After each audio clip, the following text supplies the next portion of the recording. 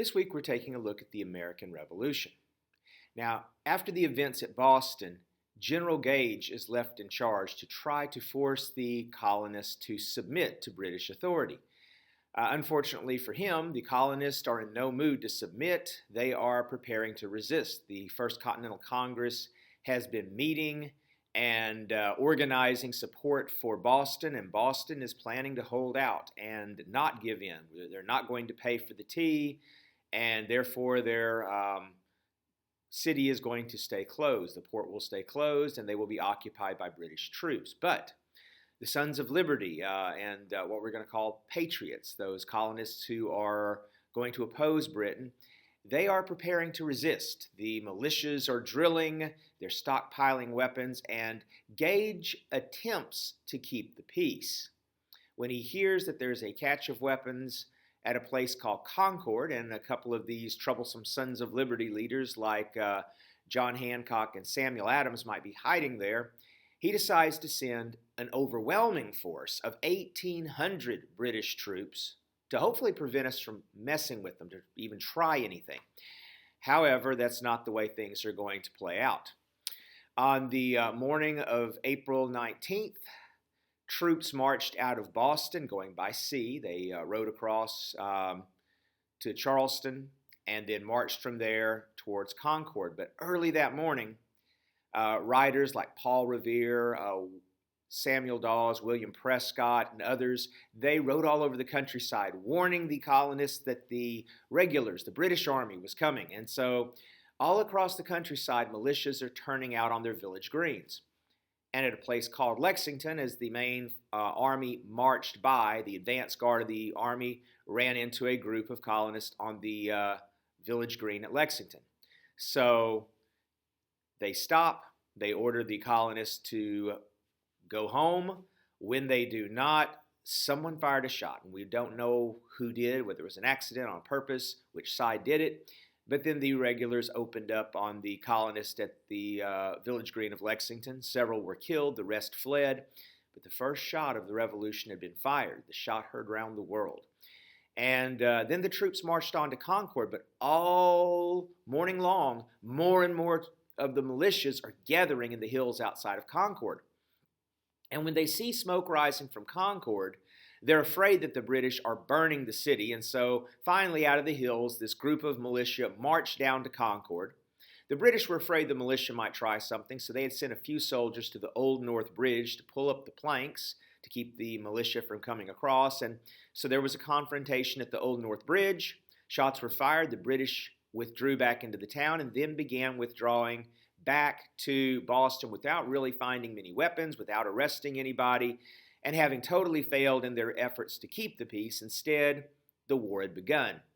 But unfortunately for the British, it was more than 15 miles march back to Boston, and all along the way, the militia snuck up on them, fired shots, and there's going to be several hundred casualties before the British get back to Boston. So it ends up a rout. The British now find themselves at the end of the day prisoners inside Boston, surrounded by thousands of colonial militia. Now, as things progress, the colonists really aren't very well organized. Every militia has its own captain, so there's not a central plan, and the British, they just kind of sit there. The colonists keep them surrounded. Eventually, though, the British do send reinforcements, and the British attempt to take Bunker Hill, which is a hill outside of Boston from which, if you placed cannons on it, it could drive the British out of Boston. The colonists hadn't quite figured that out yet, nor did they have the cannons at that point, but the British realized if they were going to stay, they must take that hill. And so in the Battle of Bunker Hill, British regulars march up this hill to try to capture it. The colonists are not organized, so not all the colonists support the attack. Instead, just the small group of colonists that are on that hill do the fighting. But they hold 2 attacks up the hill, and the British failed to take the hill. Finally, on the 3rd attack, the colonists were running low on ammo and were driven from the hill. But it showed that the colonists, even though they're not trained and not organized, they are brave and they're willing to fight. The British decided that was such a costly attack trying to capture Bunker Hill that they made no further attacks from Boston, and they remained stuck there. Well, meanwhile, back in Philadelphia, the Second Continental Congress has convened, and the first thing they do, now that they've heard that the shooting has started, is they write a petition to the king and say, hey, king, we're loyal to you, get Parliament off of our backs, respect our rights as Englishmen. And they're hoping he'll agree with them, but he does not. He sides with Parliament and condemns them all as traitors and condemns the traitors that he catches to death. Meanwhile, they also choose a commander for the army, George Washington, who had some militia experience and was a wealthy, influential, upper-class citizen from Virginia. He is given the nod to be the commander, and surprisingly, they picked the right guy from the start. If you look at the vast history of things like this, it's rare that they would pick the right guy, but it ends up Washington is the right guy. He's going to lead us throughout the Revolution, mostly losing, mostly struggling, but he's going to keep us together until he finds ways for us to win this war. Washington then goes to Boston, organizes the troops, gathers some cannon, points them at Boston, and at that point the British then withdraw. But they won't be gone long. They just withdraw to Canada to build a much bigger force, 30,000 strong with 500 ship flotilla, and they will be back by the summer of 1776. Meanwhile, some people are debating what we should be doing at this point. The fighting has started, and if we lose, leaders in the fighting are going to be punished. But Thomas Paine, in a pamphlet that he publishes, he says, look, it's common sense. We're fighting. We could be punished. If we win and we fight for our rights as Englishmen, then yay, we get our rights respected and they give us some representation. But 10 years from now, if they start taxing us unfairly again, we'll have to do the whole thing over again. But if we fight for our rights and our independence and get our own nation, we'll be free to make our own decisions. The same risk either way. It's common sense. Let's fight for the bigger goal. Let's declare independence. His pamphlet is highly influential, and these thoughts have been going around for a while. So, finally, while the British are temporarily gone, the Second Continental Congress begins discussing independence. And it's a long, hard debate because they are taking on the mightiest empire on earth, and they are Englishmen. But at the same time, they feel like that their rights, their natural rights that we've seen John Locke talk about, are being violated, and that the government of England no longer is doing its job, fulfilling the social contract. So therefore, they have a right and a responsibility to declare independence and to form their own country, which will protect their rights. And ultimately, that is what Jefferson is going to do, is plagiarize a lot of John Locke, and he is going to write the Declaration of Independence. So we're going to be fighting for our right to life, liberty, and pursuit of happiness. And so we declare our independence. However, there's no guarantee we're going to succeed. It's going to be a long, hard struggle. And actually, just 2 days before declaring independence, the British returned, landing their forces under General Howe at New York. And so they land on Long Island. They begin marching on New York. Washington hurries up there with 20,000 Americans to oppose the 30,000 professional troops that Britain has. Our guys, part of them are just volunteer militia that could leave at any time. Others have signed up for the official Continental Army, promising to stay for 1 year, which isn't a very long enlistment. And they're not very well trained, but at least Washington's doing his best to organize them. Howe is in no hurry. He's slow, he's methodical, but eventually he gets around to confronting the colonists at the Battle of Brooklyn Heights, and in that battle, we're no match for them. They overwhelm us. They drive us from Brooklyn Heights. They drive us to the edge of Manhattan. And if we don't escape to the mainland, we're going to be wiped out. But again, Howe is slow. He's methodical. He drives us from the hill, but he doesn't pursue us and wipe our army out. And that gives some of the Marbleheaders, the militia from Maine, who are boatmen, time to evacuate our army to the mainland.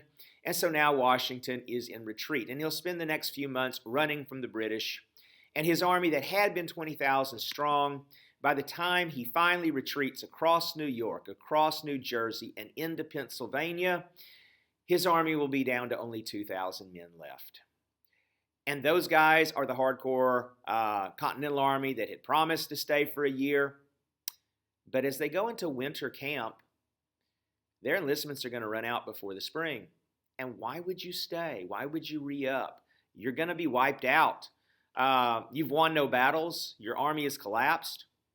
If Washington goes into winter camp, he'll have no army come next spring. He needs to do something to inspire the army. And this is where Washington really wins his most brilliant victory. The British are already breaking their army up into small groups and taking over towns and going into camp in people's homes.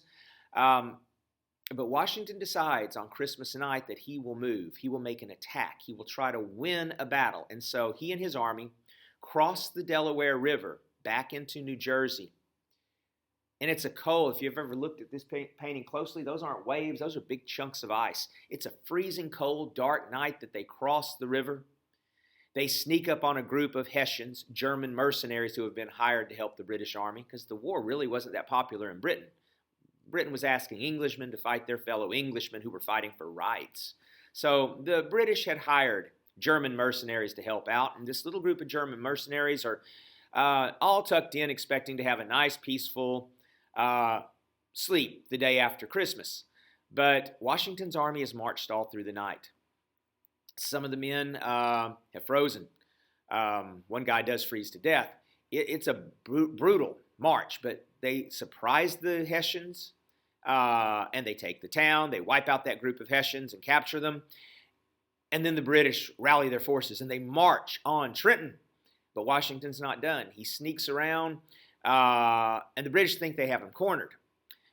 Near Princeton, the British have Washington's army surrounded, and all through the night they're watching the fires of Washington's army down there freezing in the cold, and the next morning they're going to rush in and wipe them out, and the next morning they rush in and they find a few guys stoking fires. Washington, during the night, snuck his army around behind their army and attacked one of their reserve units that was marching up and won another victory.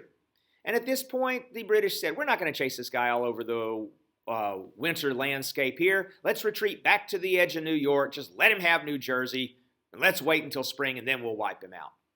But Washington had won 2 victories. Washington had inspired his men.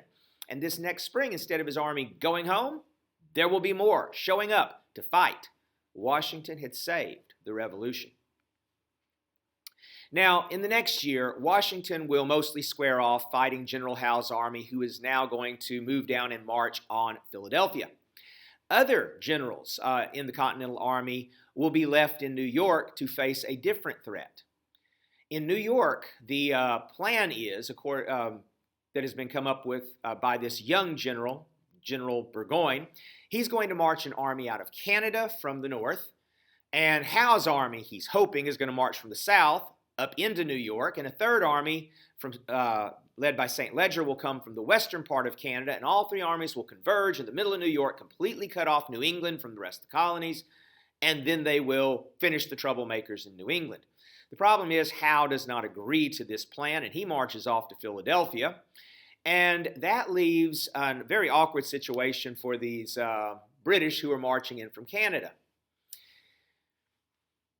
St. Ledger's army, marching from the west, is defeated by Continental forces in New York, and it turns around and goes back.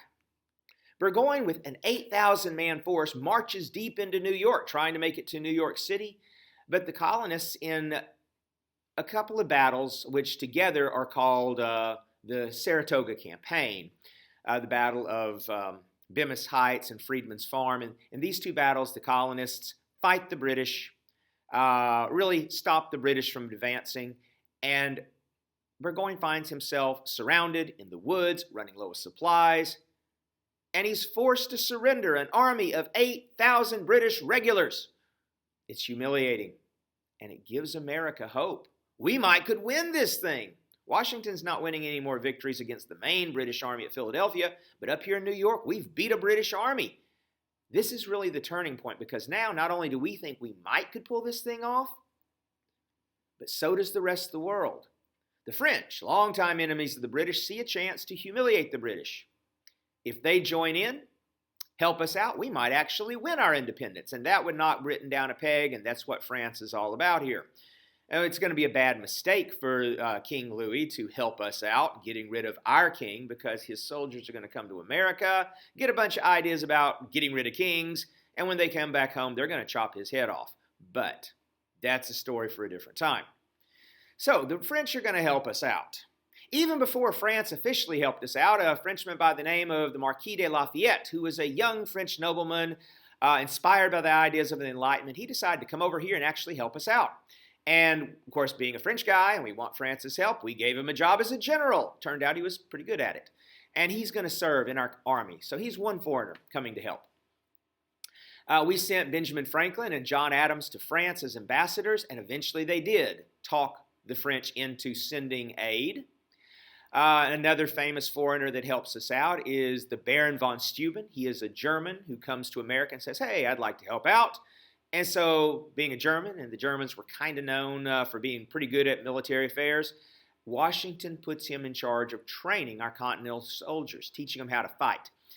And so he gets out there and he yells and screams and curses at them in German all winter long. It's the winter right after we've won the victory at Saratoga. Washington's at Valley Forge, and they're freezing. And they're miserable. But every day they get out there, and this German curses at them in German and yells at them and tries to scare them into learning how to fight. Well, eventually they get kind of used to it, so he asks the other officers to teach him how to swear at them in English. So he learns enough English to curse at the folks until they finally learn how to march and maneuver. And after that winter at Valley Forge, when they march out of camp, they're actually going to know how to fight. They're actually going to know how to maneuver, and it's going to make Washington's army much more effective. And finally, not only are we going to get French aid globally, but the French are actually sending an army under the General, the Comte de Rochambeau, and eventually Admiral de Grasse's French Navy is going to pitch in. And from this point on, side by side, wherever Washington's army is, the French army's right next to them. So we've got some major help. So kind of remember that about France. They actually did do us a favor once upon a time. They came over here and helped us win our revolution. We often forget it. Now, as we enter another phase of the war, Burgoyne had failed. Howe was fired for not cooperating with him and for failing in his own plans. And so they got a new general, General Clinton. And he thinks they've been going about it all wrong. Instead of focusing on capturing the northern territories where there's a lot of rebels, they decided to move the war down south, where there's more loyalists. So the plan that Clinton has is he is going to take the troops that are in Philadelphia and he is going to march them back to New York and just hold New York as a base, a stronghold, and then invade the South. But on their way back to New York, Washington's troops break camp from Valley Forge, and we fight the British Army at Monmouth. We didn't win, but we didn't lose. We fought them toe-to-toe, move for move, on the battlefield in a regular battle, and proved we were now their equal. And this was even before the French showed up. So Washington's army now knows how to fight. So the British Army in the North is going to stay basically bottled up at New York the rest of the war, and they're going to focus their attempts on the South. Now, from this point on, the war kind of gets very slow, and it's really for Britain become a global war because they're fighting France and other countries around the world. Even the Spanish are going to pitch in and capture Florida from the British. So Britain has a lot of other things drawing their attention now. But they do finally get troops down there and capture Savannah in 1778. And it's not until a year later that they finally start marching north into the Carolinas, led by General Cornwallis. And they capture coastal positions, and then they move into the interior of the colonies. And down south, they do get support from loyalist militia. But there are militia fighting for the Patriots as well. And eventually, Washington is going to end up sending reinforcements. And at the Battle of Cowpens, we actually won a battle for a change down south. We've been losing a lot. At Cowpens, we defeated the advanced forces of Cornwallis's troops deep in the interior of the Carolinas.